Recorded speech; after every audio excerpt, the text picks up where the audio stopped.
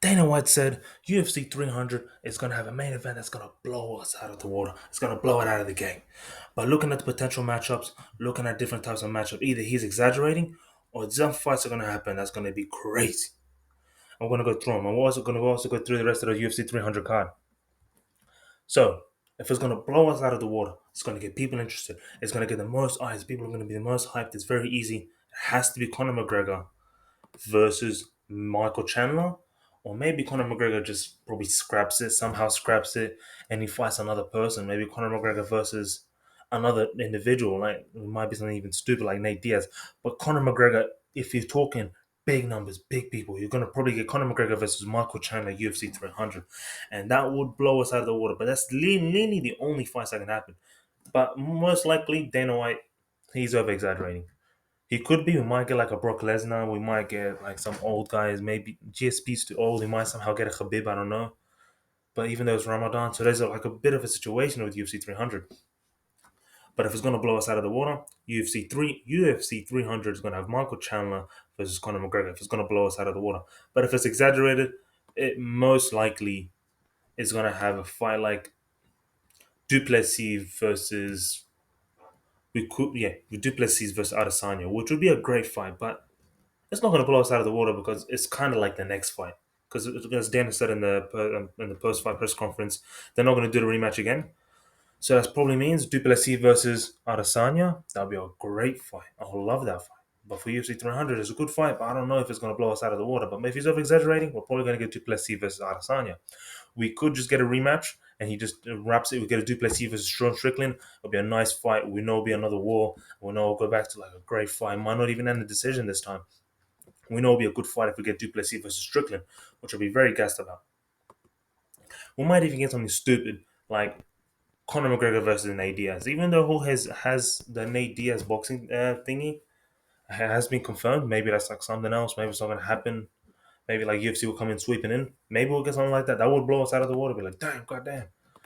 Or we might get this fight. We might get Adesanya versus Alex Pereira. We know that most likely Alex Pereira will be the main event.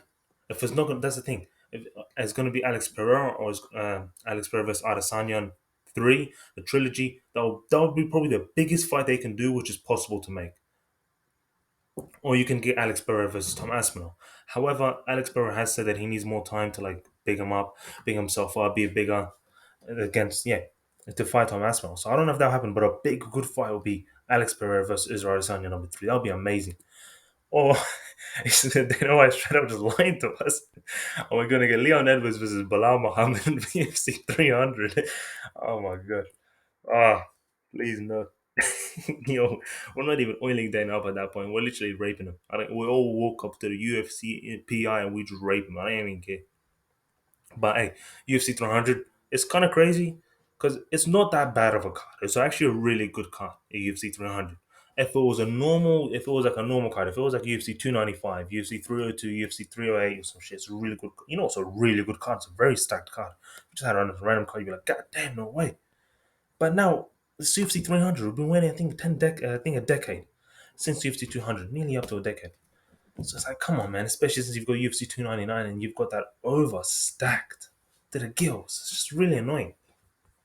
But we're gonna have Jessica Andrade versus Mariano Rodriguez, both Brazilian fighters in the early prelims. It's just weird to see Andrade in the early prelims, but still, it's gonna be an amazing fight in the early prelims.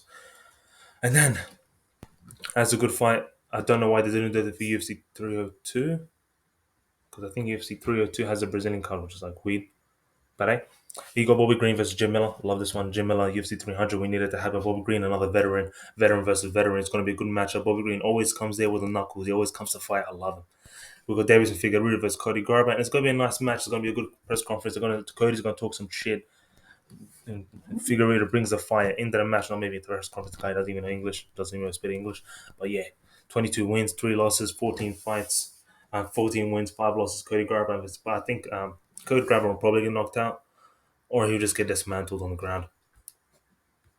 And you got another Brazilian, Charles Oliveira versus Armin Sarukian, probably the most interesting and the most competitive fight we have in the whole card. No matter what the top card could be, Charles Oliveira versus Armin Sarukian is the best fight that we have there. Charles Oliveira, Oh, if Charles Oliveira wins, we got another Islam Makhachev match rematch. We got the whole crime, we got the press conference, we got the amazing fight. People are gonna be cheering their ass off. Bo Nickel versus Cody Brundage. It makes sense. He's 5-0. Imagine giving someone like a veteran a 5-0. But I feel like a UFC 300, you have to give Bo Nickel something, bro. It's not like he's a normal MMA fighter. He's a guy that did so many years of wrestling. He has amazing training. The guy has two cauliflower ears. I don't know if that has anything to do with it, but still, like, you could have given him something, right? You could have given him. He has 15 fights altogether. It's going to be a good one, but I think Bonica will probably win by another knockout. Calvin Guitar versus Aljamain Sterling. That's an amazing fight. Great matchup. Number 7 versus the number 1 in the feather. Yep, that's right. And the bantamweight division. That's going to be a good one. I love Alja. Big Alja fan. The guy's a machine. I love him. Yuri Prohaska versus Alexander Rakic. Amazing fight. It's going to be deadly. The thing is, Rakic, he's a bit of a slow guy. He'll try to take you down. He'll try to hug you a bit. He'll try to put a new clinch. Well, you got Brio Prohaska. Hopefully, he brings the excitement. Hopefully, he's coming to fight, man. We don't have anything stupid. Yeah, Young Whaley versus Yanja. Now, I guess Yanja did knock out Andrade. I guess that's why she's up here for the title. So stupid. I don't know why we can go to this UFC 300. UFC 300 get this card once a decade. We could have got something better. You stacked UFC 209 like a little grunk. Justin Genji versus Max Holloway. It's a great fight. Two well named, two very popular people, but Justin Genji's most likely going to win 155 division. He's going to knock him out. I mean, Max's chin is so strong though. I think Justin Genji will knock down Max Holloway, but I think it'll be another decision. That's all the UFC 300, and we're just going to compare it to UFC 290, UFC 299. You're going to see what I'm talking about. It's really annoying. It's on the 10th of March. So you got the early prelims. You got Michelle Pereira versus Michelle Olish. Sorry, man, but yeah, that's going to be a good fight. Michelle Pereira always brings it. Like, just these such Curtis Blazes fighting on that because Jalton made. That's going to be a good fight, a really nice fight. That's gonna, it's going to shake up the division. It's a really nice fight, you know. And Curtis Blazes lost to Derek Lewis a lot of times. Jalton made to beat the shit out of Derek Lewis. I don't care. Kenny Chikagian versus Macy Baba. I don't give a shit. Matus Gamma versus Rafael dos Anjos. This is an amazing fight. And just that's not even the co-main event of the prelim. That is like a third fight down, a third fight up. What do we? This is so stupidly stacked. It's actually annoying. You got Pedro Munoz versus Kyler Phillips. What the hell?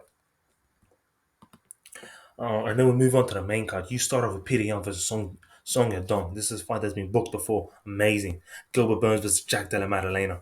Let's go, Aussie. The Jack Maddalena is coming up. He's coming up from like I think number 8. Gilbert Burns, Kevin Holland versus Michael Page, new fighter, 12-0. He's not 12-0. I think that's wrong on the. Yeah. Oh, shit. I think that's got that wrong. Yeah, Michael Page is definitely on 12-0. Dustin Poirier, lightweight. Benoit Saint Denis, that's going to be a good fight. And then you got Sean O'Malley versus Marlon Vera, which is not even the best fight on the card. In my opinion, the best fight on the card has to be Peter Young versus Sonya Dong, Gilbert Burns versus Jack Della Maddalena. Those fights can be dangerous. Dustin Poirier versus Benoit Saint Denis, even Kevin Holland versus Michael Page. These are just going to be action packed. And you know what? You realize? About UFC 299? There's no woman. There's no woman on the card. Stupid, man. There's no woman on the card. There's no woman on the card. The next woman's on fucking prelims. This is how you make a pay per view. Just swap the cards, man. Just swap them. I don't even care. Just swap them. I don't want this shit, man. Piss me off, man. But hey, see you guys later.